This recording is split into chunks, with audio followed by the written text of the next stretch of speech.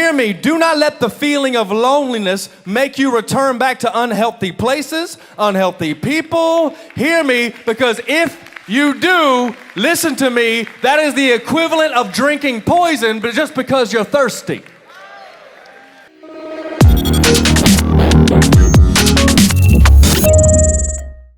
See, let me interject something here, because some of us can't handle loneliness. And we allow loneliness to go back and to accept things that are not good for us. And even though we know it's not good for us, it's just the fact that it's available and it meets the need of not making you feel lonely anymore. Hello. And that's all it makes you feel like. I don't have to deal with loneliness, because some of us cannot handle loneliness.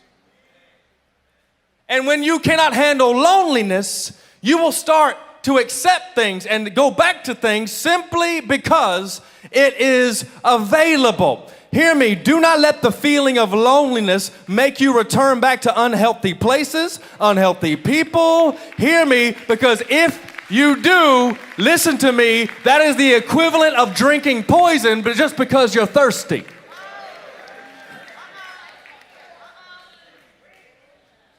It is the equivalent of drinking poison simply because you are thirsty. And I pray the Lord get that thirsty up out of you, that you are so thirsty to be around other things that you can't handle alone. Do you know a lonely season is part of the walk of every believer, that you will experience loneliness? That's why God says he sticks closer than a brother. When you feel lonely, that God can actually begin to work on you. Moses spent 40 years all by himself. Yeah, he had relatives and his father-in-law out there, but he had to lead some sheep around the backside of a wilderness for 40 years before he became qualified to lead Israel through the wilderness for 40 years. And it took a lonely life. It took a lonely season. It took some lonely years for God to do some things in Moses. And it's the same thing with us. But if we can't stand lonely, and if we can't stand being lonely, then we will go back and revert back to what's comfortable simply because it's all we know and it's what's available.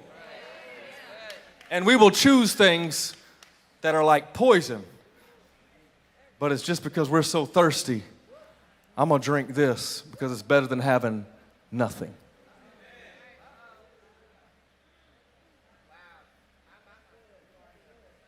Because before the Lord can use you to impact people, before the Lord can use you to lead people to him, he's got to deal with you. He's got to deal with your need to be needed. This is why leadership a lot of times can fail, because the leader needs to be needed, but you can't grow past a leader who always needs to be needed. You need to be around a leader who wants to be succeeded. Because when you understand that, the leader don't have to be needed. They don't have to be the Savior. They don't have to be the Messiah. They don't have to be the one with a God complex thinking they got to do everything. But when you have someone who understands, this thing ain't about me, my ego, my pride, I'm going to put that down over here, because the Lord could switch this thing up real quick and bring somebody else in who could do this way better than you and I could do it, and he could do it in a flash. But while he's going to let me do this, I'm going to do it knowing that he don't need me to do it. He chose me to do it, and I'm going to do it knowing that there's somebody that needs to come after me to take it further. So I need to get rid of the need to be needed so much, because your need to be needed is taking you into poison drinking places that are causing you to drink stuff and take in stuff and be around stuff that are not necessary. You just chose to.